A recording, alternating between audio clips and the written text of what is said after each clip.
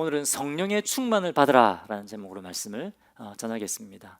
지난주에는 믿음으로 살아라, 지난주죠. 믿음으로 살아라 라는 말씀으로 하나님께서 우리 저에게 메시지를 주셨습니다. 제가 이제 몇 주 동안 정말 하나님 말씀 다 중요하지만 정말 중요한 메시지를 몇 개 시리즈로 이렇게 전하려고 합니다. 지난주에는 믿음으로 살아라 말씀하셨는데, 오늘은 성령의 충만을 받아라 우리에게 말씀하기 원하십니다. 여러분, 성령의 다 충만을 받으십시오. 옆에 계신 분들 축복하십시오. 성령의 충만을 받으십시오. 성령의 충만을 받으십시오. 아멘. 성령 충만을 받아야 우리가 성도다운 삶을 삽니다. 요한복음 10장에 보면 예수님이 우리에게 약속하신 그리스도인의 삶은 풍성하고 열매 맺는 삶입니다. 절대 궁핍한 삶이 아닙니다. 능력 있고 매력적인 삶입니다. 아멘이십니까? 그것이 우리 예수님이 우리 그리스도인들에게 약속하신 삶입니다. 그런데 안타깝게도 많은 그리스도인들이 오늘날 예수님이 예비하신 풍성한 삶, 열매 맺는 삶을 누리지 못하는 것 같습니다. 오히려 뉴스나 이런 걸 보면 예수를 믿는다고 하는 사람들이, 교회를 다니고 있다고 하는 사람들이 오히려 이 세상에 더 많은 문제를 일으키고 있는 것들을 보게 됩니다. 참 마음이 아프죠. 그런데 여러분, 왜 그럴까요? 왜 예수님은 우리에게 풍성한 삶을 약속하셨는데 왜 많은 사람들이 영적인 궁핍함 가운데 살아가고 있을까요? 여러분, 우리 힘으로 크리스찬다운 삶을 살 수 있을까요? 어떻게 생각하십니까? 우리 힘으로 살 수 없습니다. 그런데 많은 사람들이 우리 자신의 힘으로 자기들이 원하는 삶을 살려고 하기 때문에 예수님이 우리에게 예배하신 풍성한 삶을 누리지 못하는 겁니다. CCC를 창립하신 빌 브라이트 박사님이 이렇게 말씀했습니다.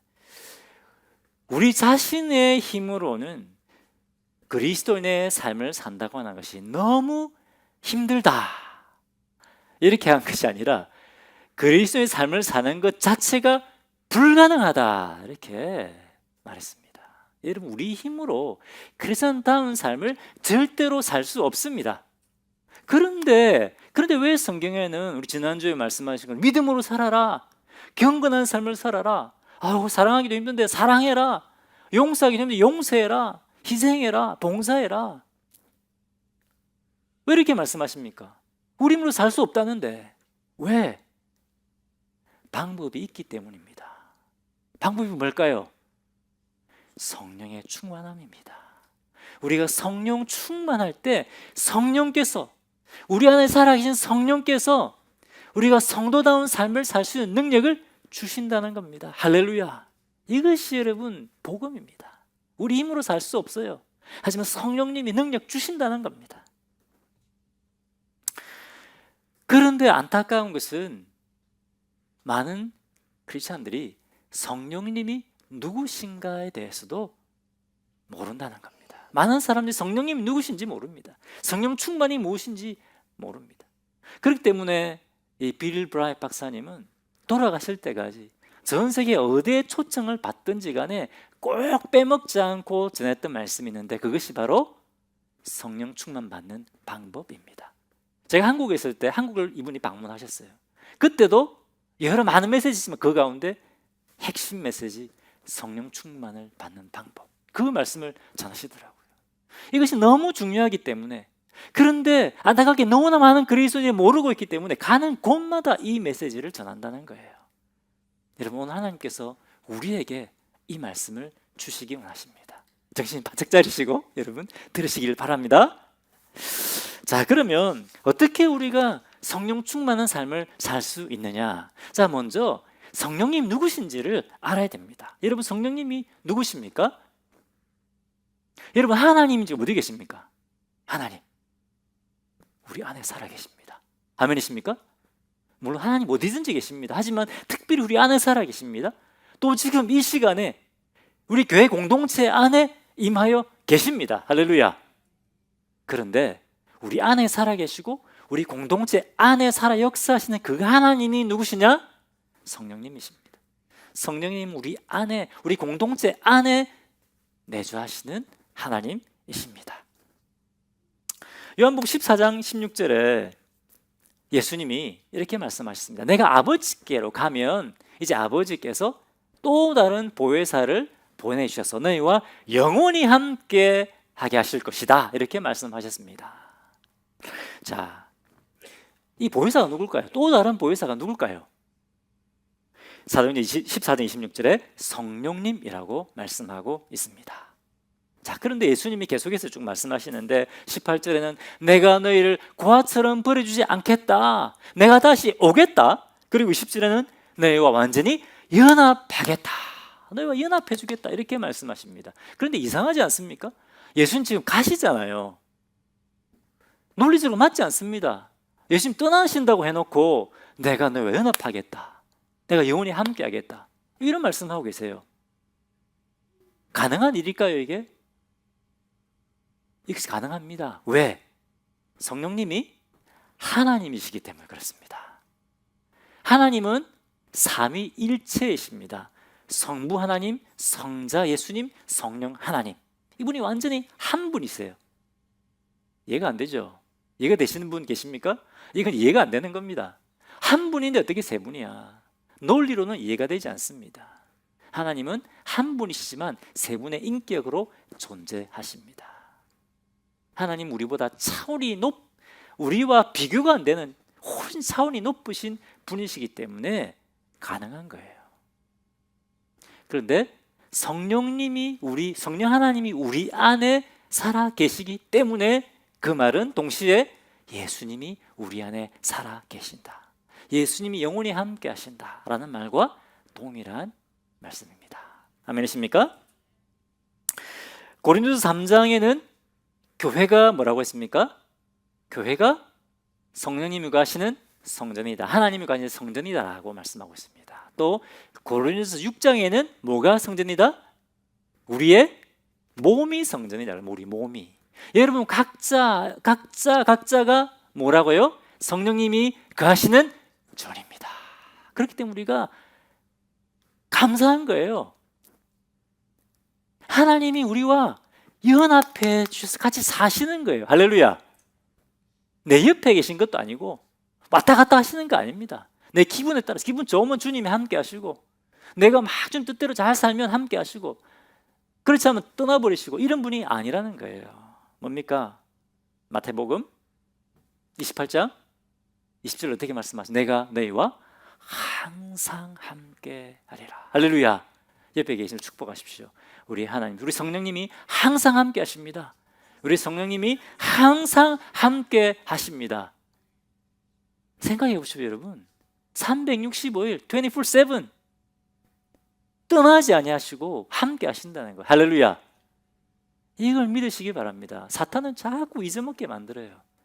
성령님은 우리 안에 들어오셔서 우리와 연합해 주시고 우리와 영원히 함께 하시는 분이십니다. 할렐루야. 자, 그러면 성령 침례는 뭐냐? 성령으로 침례 받아야 됩니다. 여러분, 성령 침례가 뭡니까? 성령 침례는 여러분 침례가 뭡니까? 침례 연합이네. 연합. 그죠? 연합이죠. 성령 침례는 성령님과 연합하는 겁니다. 성령 연합이 바로 성령 침례입니다. 자, 사도행전 1장 4절에서 5절 4절로 같이 읽어보겠습니다. 시작. 사도와 함께 모이사 그들에게 분부하여 이르되 예루살렘을 떠나지 말고 내게서 들은 바 아버지께서 약속하신 것을 기다리라. 5절. 요한은 물로 침례를 베풀었으나 너희는 몇 날이 못되어 성령으로 침례를 받으리라 하셨느니라. 자, 여러분, 예수님이 승천하시면서 제자들에게 뭐라고 말씀하셨습니까? 제자들아, 이제 내가 아버지께로 가니까 바로 이제 예루살렘을 떠나서 이 복음을 전해라. 딴 것까지 복음 전해야 된다. 그렇게 말씀하셨습니까? 아닙니다. 예루살렘을 떠나지 말고 아버지께서 약속하신 것을 기다리라. 그렇게 말씀하셨습니다. 아버지께서 약속하신 것이 뭡니까? 성령 침례의 약속입니다. 그럼 아버지께서 하신 성령 침례의 약속이 뭡니까? 여러분, 구약에 보면 이스라엘 백성들이 어떻게 했습니까? 하나님 말씀대로 뜻대로 잘 살았습니까? 못 살았습니다. 실패하고 넘어지고 깨지고 그래서 결국 어떻게 됐습니까? 바벨론 포로까지 잡혀가게 되잖아요. 그래서 하나님께서 특별한 은혜를 베풀어 주셨습니다. 예레미야 31장에 뭘 맺으셨죠? 새 언약을 맺으셨어요. 새 언약. 여러분 새 언약 들어보셨죠? 에스겔 36장에 새 언약을 맺어주셨습니다. 새 언약이 뭡니까? 이제 내 영을 너희 안에 두어 살게 하겠다. 그래서 그전에는 우리 힘으로 하나님 뜻대로 살 수가 없었는데 이제 내 영을 너희 안에 두어서 말씀대로 살게 하겠다. 그것이 새 언약이에요, 여러분. 새 언약. 새 언약입니다. 이제는 이스라엘 백성들뿐만 아니라 누구나 예수님을 믿는 사람들에게 성령님을 보내주시는 거예요. 할렐루야. 성령님이 들어오셔서 성령님 우리와 영원히 사시고 우리 힘이 아니라 누구 힘으로? 성령님의 능력으로 하나님 뜻대로 살게 하겠다. 이것이 바로 새 언약이고 아버지께서 하신 성령 침례의 약속입니다. 할렐루야. 그런데 그 약속이 언제 이루어졌다고요? 예수님이 승천하시고 성령님을 보내주심으로 그 약속이 이루어졌다는 겁니다. 제 아들아, 너희가 3년 동안이나 나와 함께 하고 있었지만 그것으로 충분하지 않아. 성령 침례를 받아야 된다. 성령 침례를 받으면 너희가 능력 있는 증인이 된다. 그렇게 말씀하신 겁니다. 할렐루야. 그럼 우리도 마찬가지예요, 여러분. 우리 성령 침례를 받지 않고는 우리가 성도의 삶을 살 수가 없습니다. 성령 침례를 받아야 됩니다. 제 아들이 성령 침례를 받고 난 다음에 완전히 그 삶이 바뀌었습니다. 성령 받고 난 다음에 완전히 바뀌었어요. 그 전에 어떻게 했습니까? 겁쟁이들. 대제사장들에게 잡혀 죽을까 봐 문 다 걸어 잠그고 벌벌 떨고 있었습니다. 그런데 성령 받고 난 다음에 어떻게 됐습니까? 대제사장들 앞에서 예수님 잡아 죽인 사람들 아닙니까? 대제사장들 앞에서 당신들이 죽인 예수님이 죽음에서 부활했습니다. 당당하게 전합니다. 이 사람들이 평범한 사람들이에요. 제자들이 대체로 어떤 사람들이면 갈릴리에서 촌뜨기들 아닙니까? 제대로 정식 교육을 못 받은 사람들입니다. 그런데 이 사람들이 기도하니까 병자가 치유받고 귀신들이 막 쫓겨나갔습니다. 그리고 하나님 말씀을 가르칩니다. 정식 교육을 못 받은 사람들입니다. 베드로 사도 아닙니까? 그죠? 요한 어부들 이 사람들이 성경을 기록한 거예요. 할렐루야. 이유 어떻게 해서 성령 침례를 받고 이렇게 된 겁니다. 자, 그럼 여러분 누가 성령 침례를 받을 수 있습니까? 하루에 기도 3시간 이상 하는 사람 성령 침례 받는다. 들어보십시오. 성령 침례 누가 받습니까? 예수 그리스도를 주님으로 모셔드린 사람입니다. 여러분 요한계시록 3장 20절 말씀 잘 아시죠? 누구든지 뭡니까? 예수님이 내가 문 밖에 서서 두드리노니 누구든지 내 음성을 듣고 그 문을 열면 내가 그에게로 들어가 그로 더불어 먹고 그는 나로 더불어 먹으리라. 사실 교회 성도들이 한 말씀이에요. 왜? 교회 안에 예수 안 믿는 사람들이 많았기 때문에. 교회 안에 들어와 있지만 예수님을 주님으로 인정하지 않는 사람이 많았기 때문에 이 말씀을 요한이 전한 겁니다. 예수님 모든 사람의 마음 밖에 우리 마음의 문을 두드리고 계십니다. 지금도 이런 마음을 두드리고 계세요. 내가 네 죄를 위해 피 흘려 죽었다. 내 죄값을 다 갚았다. 내가 죽으면서 부활했다. 나를 내 인생의 주님으로 모셔드리라. 그럼 내가 내게 새 생명을 준다. 내가 이전과 전혀 다른 새로운 삶을 살게 하겠다. 그리고 내가 영원히 떠나지 않고 함께 하겠다. 함께 더불어 먹고 산다는 말, 더불어 먹고 마신다는 말이 뭡니까? 산다는 말 아닙니까? 예수님이 우리 안에 들어와서 함께 사신다는 거예요. 할렐루야. 예수님 지금 들어와 살고 계세요. 누구든지 예수님을 주님으로 고백하는 사람에게는 예수님이 들어오십니다. 할렐루야. 입으로만 고백해서는 안 됩니다. 우리 전인격적으로 예수님을 진짜 주님으로 모셔드려야 됩니다. 그때 성령님이 들어오시는 겁니다. 한번 들어오시면 어떨까요? 들락날락한다? 아닙니다. 마태복음 28장 20절, 내가 땅끝까지 너희와 항상 함께 하리라. 옆에 계신 축복. 예수님이 땅끝까지 항상 함께 하십니다. 예수님이 땅끝까지 항상 함께 하십니다. 고난 가운데, 고난이 올 때, 이런 시험이 올 때 기억하십시오. 지금도 주님이 나와 함께하고 계십니다. 할렐루야. 이것이 성령 받은 사람이 누리는 은혜이고 복입니다. 자, 지금까지 성령님이 누구신가? 성령 내주하신 하나님이라고 했습니다. 성령 침례는 뭐라고 했습니까? 성령님과 연합하는 것이다.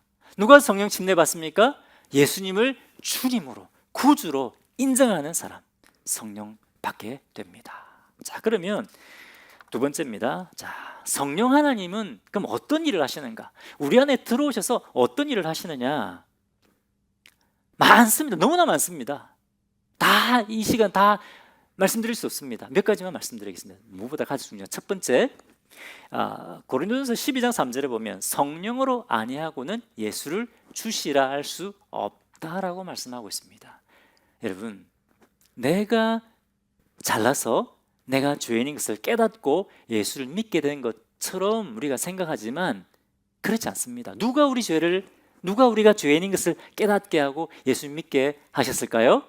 성령님이십니다. 성령님이 하는 첫 번째 일은 내가 죄인인 것 깨닫게 하십니다. 하나님이, 예수님이 하신 일을 깨닫고 믿게 하십니다. 제가 18살 예수를 믿었는데 그때 한 선배와 성경 공부를 하면서 예수님이 정말 나를 사랑하시고 나를 위해 죽으셨구나. 하나님이 나를 예수님 피값으로 주님의 존귀한 자녀로 삼으셨구나. 깨달아지는 겁니다. 그때부터 막 기쁨이 와요. 밤에 성경 공부했는데 집에 가면서 막 노래 찬양하면서 갔습니다. 너무 기뻐가지고. 그 전에 제가 이 말씀 복음을 듣지 않았을까요? 그 전에도 들었습니다. 고등학교 다닐 때 친구들한테 예수님 대해서 막 들었습니다. 근데 그때는 이거 나하고 아무 상관없는 얘기라고 생각했습니다. 그런데 그때는 뭡니까? 달랐어요. 깨닫게 된 겁니다. 누가 하셨느냐? 성령께서 하신 겁니다. 할렐루야. 성령님이 하신 첫 번째 일은 내가 죄인인 것과, 그죠? 그 죄인인 것을 깨닫게 하시고 예수님을 믿게 하시는 것. 그것이 성령님이 하시는 겁니다. 그리고 우리 성령님은 우리의 믿음을 더해 주십니다. 제가 이제 선교지로 가기로 결정하기 전에 그 과정을 다 이제 말씀드리지는 않았지만 또 막상 떠난다고 했을 때 여러 가지 두려움도 있고 근심도 있고 해결해야 될 문제들도 있고 있었습니다.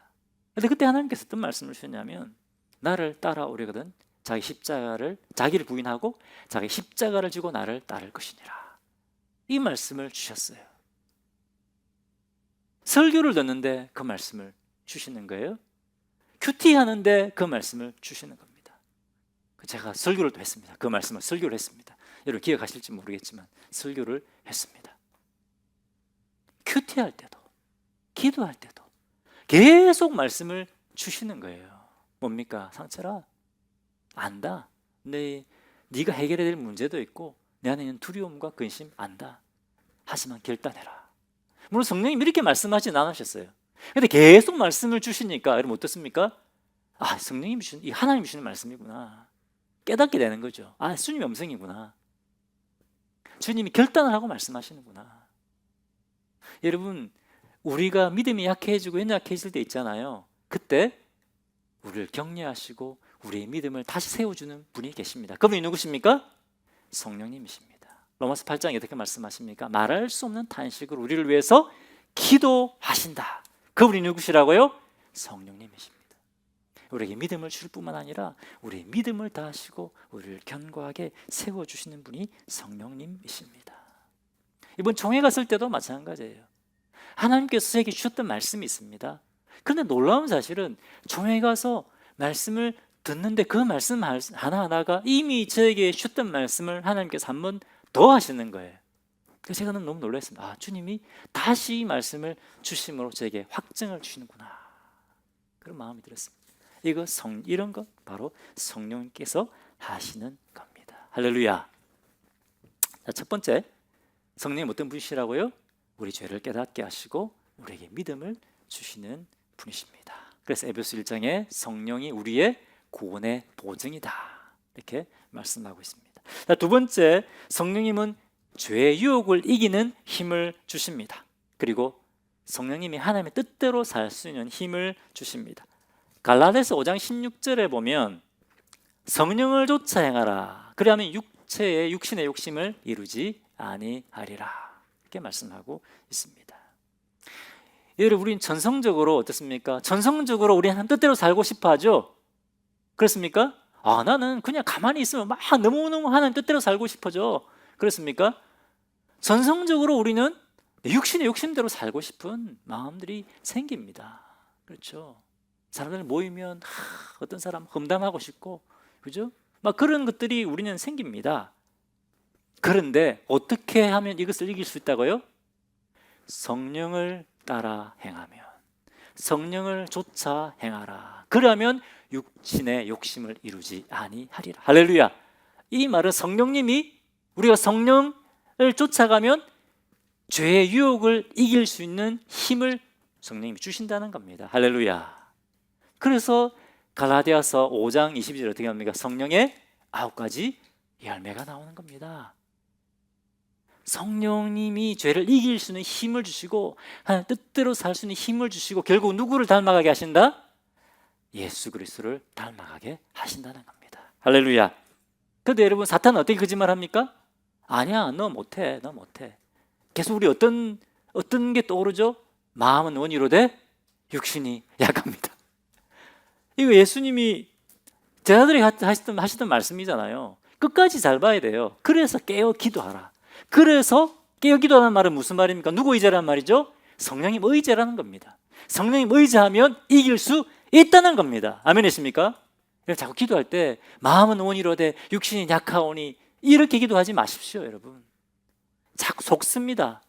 사탄은 뒤에 말은 딱 끊어버리고 앞에 말만 딱 기억하게 해요. 그래, 나는 육신이 약하니까 넘어질 수밖에 없어. 거짓말입니다. 사탄도 하나님의 말씀을 가지고 우리를 시험하고 유혹합니다.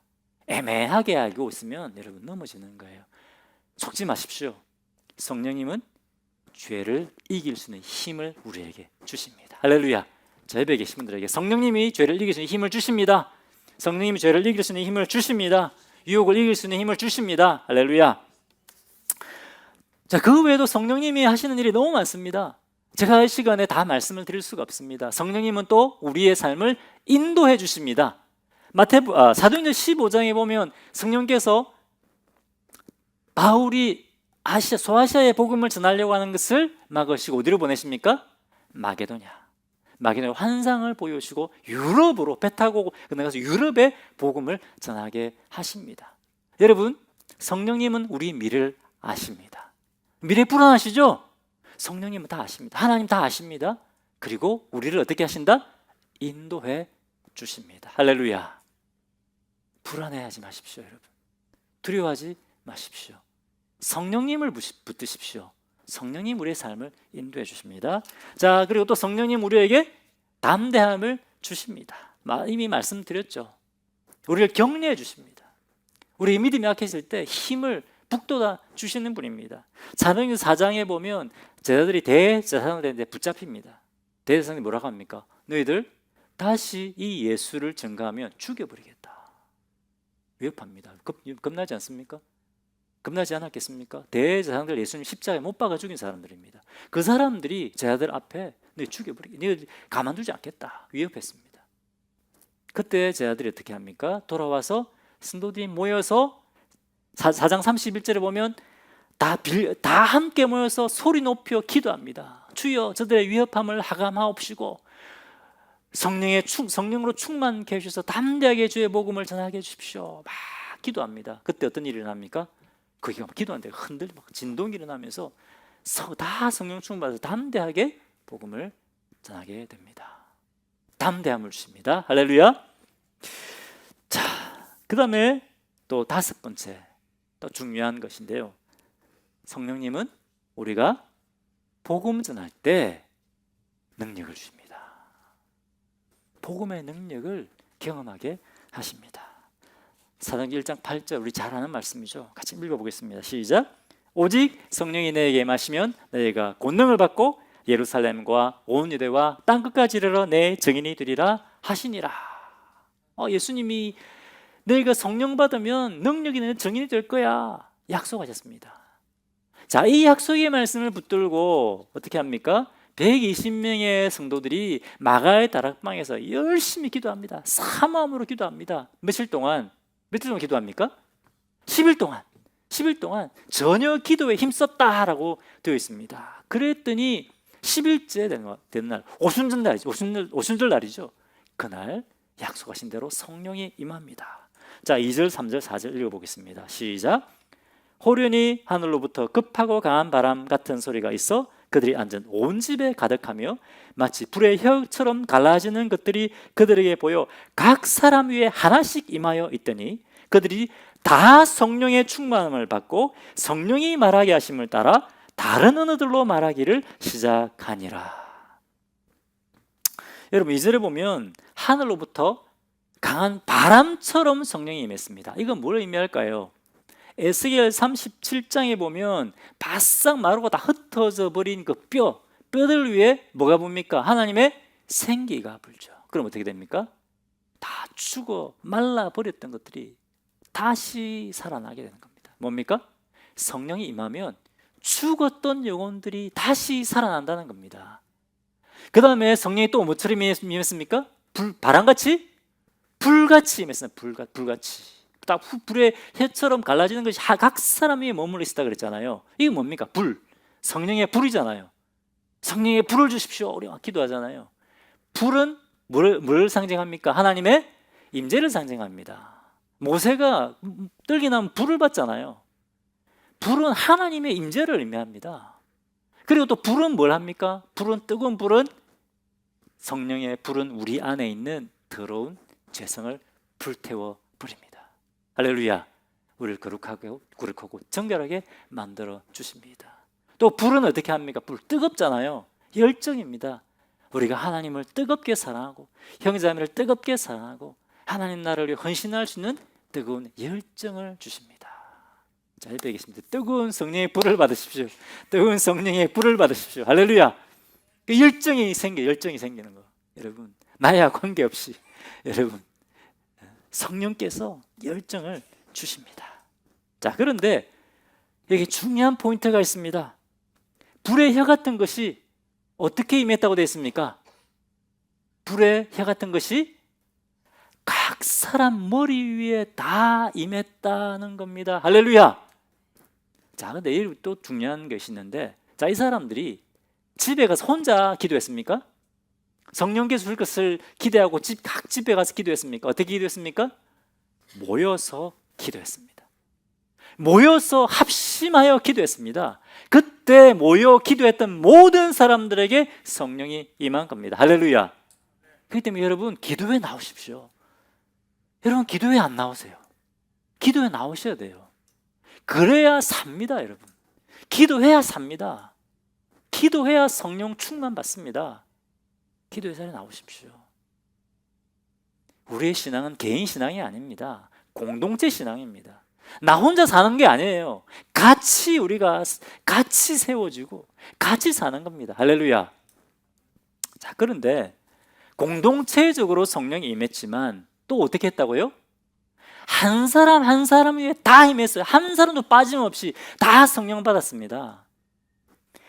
4절에 보면 그들이 다 한 사람도 빠짐없이 성령의 충만을 받았다라고 말씀하고 있습니다.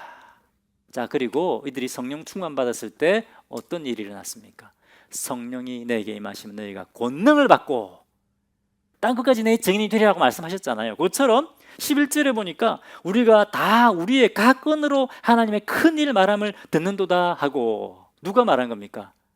지금 오순절 명절이 돼가지고 각지에서 사람들이 몰려왔는데, 그 사람들이 어떻게, 저 사람들 갈릴리에서 온 사람들인데 어떻게 우리가 지금 우리 언어로 말씀을 하나님 말씀을 듣냐, 지금 이런 고백이 있거든요. 너무 이 사람 너무 놀란 거예요. 어떻게 이럴 수 있냐? 뭡니까? 성령이 임하시니까 한 번도 말해보지 못했던 새로운 은으로 이 사람들이 말하기 시작하는 겁니다. 왜? 복음을 들어야 되니까. 이 사람들이 외국에서 물론 이제 유대인들 후손들이겠죠. 아람어를 못해요. 복음을 들어야 되잖아요. 그러니까 각 나라 방언으로 복음을 전하게 하시는 겁니다. 이것이 뭡니까? 성령의 능력입니다. 언제 주는 능력? 복음을 전할 때 주시는 능력입니다. 근데 또 여러분 우리가 주목해야 될 사실은 처음 성령이 임했을 때 어떤 역사가 일어났다고요? 각 나라 방언으로 말하는 역사가 일어났습니다. 이 말은 무슨 말입니까? 이 복음이 유대뿐만 아니라 어디예요? 땅끝까지 증거돼야 된다는 말입니다. 성령이 임하시면 내가 땅끝까지 증인이 된다. 바로 그것을 우리에게 보여주시는 겁니다. 제가 18살 때 예수를 믿었습니다. 1년 제 선배하고 1년 이제 성경 공부하고 같이 이제 기도하고 막 이렇게 양육을 받았는데 1년 되니까 선배가 야 너도 이제 네 후배를 말씀 가르치고 기도하고 사랑하고 섬겨주고 양육해라 이렇게 하는 거예요. 예수 믿은 이제 1년밖에 안 됐는데 이제 성경도 모르고 어떻게 하는지 모릅니다. 그랬더니 그 선배가 아니야 네가 하면 성령님이 지혜와 능력을 주셔. 그래 해봤어요. 제가 그래 한번 해보자. 성경도 잘 모르잖아요. 그냥 배웠던 거 공부해. 그 배웠던 거 딱 공부해가지고 그거 그대로 가르쳤어요. 되는 거예요. 근데 되는 거예요. 근데 그냥 앉아서 배울 때 몰랐던 것을 내가 가르치려고 준비하니까 성령께서 막 새로운 것을 깨닫게 해주세요. 이게 그때 그 말씀이었구나. 더 깊이가 생겨요. 할렐루야. 힘으로 할 수 없는 것을 우리가 믿음으로 하면 성령께서 능력을 주십니다. 할렐루야. 1년도 안 됐는데 제가 원래 소심한 사람이에요. 나서기 싫어하는 사람이에요. 근데 전도하면 어떻게 됩니까? 모르는 사람한테 가서 전도해야 되잖아요. 되는 거예요. 그게 되는 겁니다. 누가 하는 거죠? 성령님이 담대함을 주시는 거예요. 저 나서기 싫어하는 사람이에요. 그래서 제가 이제 하나님의 그 부르심이 사역자로 부르심이 있을 때 내가 사역자가 되면 안 되는 이유 그 중에 하나가 나는 말을 잘 못하고 나서기 싫어하는 사람입니다. 저 안 됩니다. 근데 하나님께서 담대함을 주시는 겁니다. 할렐루야. 담대함을 주더라고요. 성령께서 하게 하십니다. 자, 두 번째, 성령님이 어떤 일을 하시는가에 대해서 나눴습니다. 성령님 어떤 일을 하신다고요? 우리가 죄인인 것을 깨닫게 하시고 예수님 믿게 하십니다. 성령님이 죄와 유혹을 이기는 힘을 주십니다. 성령님이 우리 안에 있는 두려움을 몰아내시고 담대함을 주십니다. 할렐루야. 우리 미래가 앞에 안 보여서 두렵잖아요. 그 성령님을 다 알고 계시고 우리가 가야 할 길을 보여주시고 인도해 줍니다. 성령님이 인도해 주시는 분이십니다. 성령님은 무엇보다도 우리가 복음 전할 때 성령님의 능력을 경험하게 하십니다. 할렐루야. 그 외에도 너무나 많습니다. 우리 안에 살아계셔서 하시는 일이 너무 많습니다. 자, 세 번째, 그럼 마지막 중요한 겁니다. 그러면 어떻게 우리가 성령 충만을 받느냐 하는 것입니다. 여러분, 성령 충만이 뭡니까? 성령이 뭡니까? 우리 기도하잖아요. 주님, 성령으로 충만하게 해주십시오. 성령 충만이 뭡니까?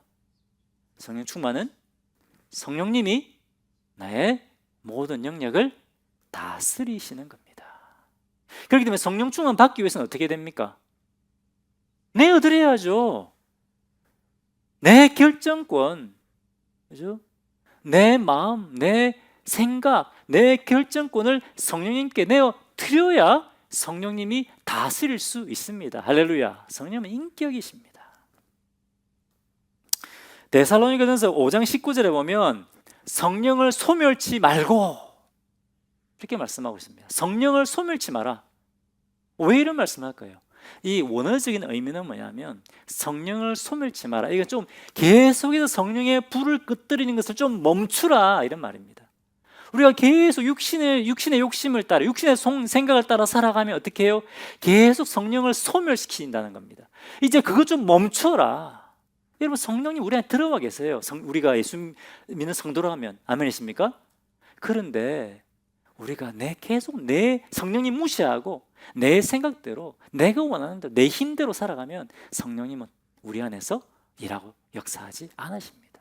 자, 예를 들어서 여러분이 저에게 오셔가지고 목사님 반갑습니다 딱 인사하려고 제가 아는 짓도 안 하는 거예요. 한두 번도 아니고 3번, 4번 계속 그러면 여러분 어떻습니까?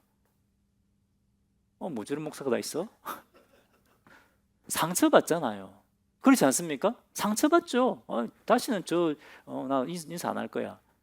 성령님도 마찬가지. 성령님은 인격을 가지신 분이에요. 여러분, 우리 하나님도 우리가 무시하면 단식하시는 분입니다. 성령이 단식하세요. 제발 그러지 말라는 거예요. 이제 성령을 소멸시키는 사람 멈추라. 성령 충만을 받아라. 그렇게 우리에게 말씀하시는 거예요. 성령의 다스리심에 순종해라. 할렐루야. 성령 충만은 성령님이 나를 다스리시도록 나의 모든 영역을 내어 드리는 것을 말합니다. 에베소 5장 18절 이렇게 말씀하십니다. 술 취하지 말라. 이는 방탕한 것이니 오직 성령의 충만을 받아라. 성령 충만은 명령입니다. 옵션이 아니에요. 성도라면 당연히 성령 충만해야 됩니다. 주님 명령입니다. 당연히 성령님의 지배를 받아야 됩니다. 성령 지배를 받지 않는 건 죄입니다. 그런데 왜 술 취함과 성령 충만을 이렇게 비교해 놨을까요? 여러분, 술 취하면 여러분 예수 믿기 전에 세상에서 잘 나갈 때 여러분 술 취하면 어떻게 됩니까? 무엇의 지배를 받습니까?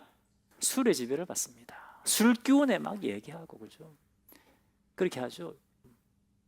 막 큰 소리 못 치는 사람이 술 취하면 막 큰 소리 칩니다. 술의 지배를 받는 겁니다. 그런데 성령의 뭡니까? 충만을 받는다고 하는 것은 성령의 지배를 받는 겁니다. 성령의 지배를 받으면 성령께서 말하게 하시고 성령께서 생각하는 것을 생각하고 말하게 됩니다. 성령께서 원하시는 삶과 행동을 하게 됩니다. 할렐루야. 이것이 성령 충만인 거예요.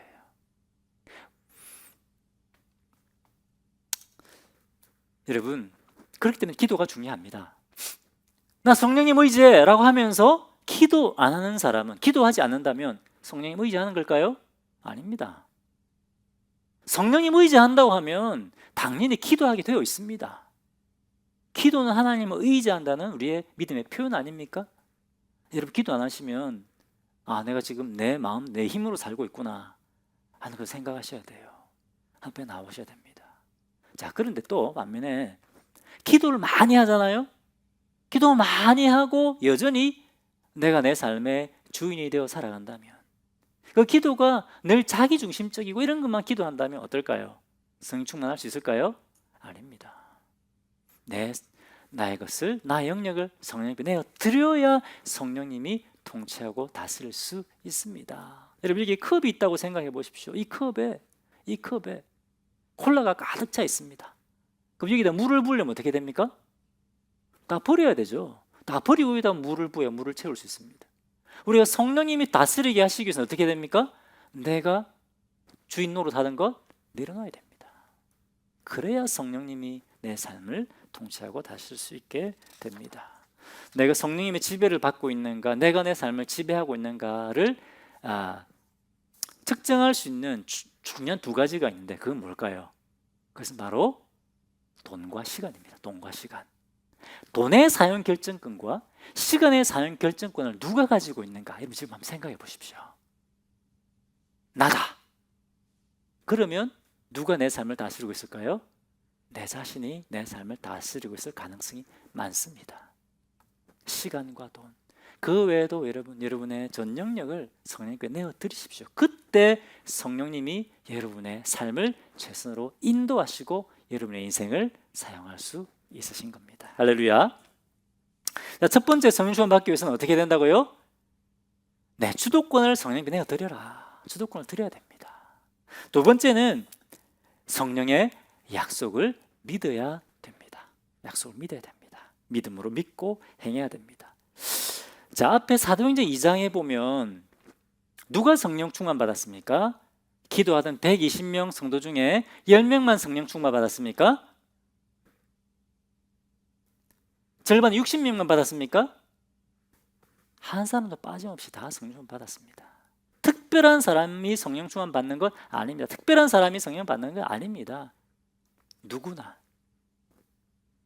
우리의 삶을 드리고 성령님을 사모하면 성령 충만 받게 됩니다. 아멘이십니까? 그러니까 사탄은 자꾸만 아니야, 야 너 하루에 3시간 4시간 기도하면 겨우 성령 충만 받을까 말까야. 나 같은 것이 어떻게 어떻게 성령 충만한 사람이 될 수 있을까? 여러분, 그 생각은 사탄이 주는 생각입니다. 누구나, 이곳에 있는 누구나, 예수 믿은 지 하루밖에 안 된 사람도 성령 충만 받을 수 있습니다. 할렐루야. 아멘이십니까?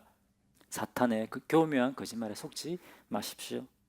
저희 선배 목사님이 이런 간증을 해주셨습니다. 이제 교회에서 전도훈련을 했습니다. 그 교회는 정기적으로 전도훈련을 하는데, 전도훈련을 하고 난 다음에 이분들이 이제 나가서 전도 신방을 하는 거예요. 그동안 교회 안 나왔던 분들도 방문하고, 또 이제 비즈니스 다니면서 이제 방문을 해서 이제 하는데, 이분들이 갔다 오고 난 다음에 막 간증을 하더래요. 간증을 하더래요. 이 사람들 특별한 사람들입니까? 그냥 평범한 성도들이에요. 그런데 왜 간증이 막 생길까요? 성령님이 원하시는 것들을 하니까 성령님이 역사하더라는 거예요. 아, 성령님이 내 삶을 통해서도 일하고 역사하시는구나. 할렐루야. 여러분, 우리가 성령 충만한 삶을 살기 위해서는 성령님이 기뻐하시는 대로 행하면 됩니다. 그러면 성령님이 역사하시는 거예요. 할렐루야. 그래서 막 사람들이 단기 선교 가려고 하는 거예요. 왜? 선교는 성령님 기뻐하시는 거거든요. 가면 나를 통해서 성령님이 역사하시는 걸 경험해요. 그것을 경험하고 나면 또 가고 싶은 거예요. 나를 통해서 영혼들이 변화되는 것을 경험하는 거예요. 할렐루야. 여러분, 성령 충만한 삶을 살기 위해서는 뭘 믿어야 된다? 성령 충만을 믿어야 됩니다. 믿고 행하는 것입니다. 그때 우리가 성령 충만한 삶을 살게 됩니다. 할렐루야. 여러분, 분명히 요한복음 10장 10절에 예수님이 이렇게 말씀하셨습니다. 내가 온 것은 양으로 생명을 얻게 하고 풍성히 얻게 하는 것이라 분명히 말씀하셨습니다. 그런데 오늘 많은 성도들이 이 삶을 살지 못하고 영적인 빈곤 가운데 살아갑니다. 왜? 자기 자신의 힘으로, 자기가 원하는 대로 살려고 하기 때문에 그렇습니다. 그런데 여러분, 이 성령님께 여러분의 삶을 맡겨드리십시오. 성령님의 다스리심에 여러분의 모든 영역을 내어드리십시오. 그러면 성령께서 여러분을 붙드시고 여러분을 통해서 일하고 역사하실 것입니다. 열매 맺고 매력적인 그리스도의 삶을 살게 하십니다. 할렐루야. 자, 오늘 말씀을 기억하고 우리 함께 찬양 드리도록 하겠습니다. 여러분, 성령님 우리 안에 살아계십니다. 얼마나 감사한지 몰라요. 연합하셔서 우리와 이 온 우주를 창조하신 그 하나님께서 우리와 연합해 주시고 우리 안에 살아주십니다. 할렐루야. 우리 교회 공동체 안에 살아 역사하고 계십니다. 할렐루야. 이제 이 성령님의 인도하심을 따라 살겠습니다. 그런 믿음의 고백을 올려드리겠습니다.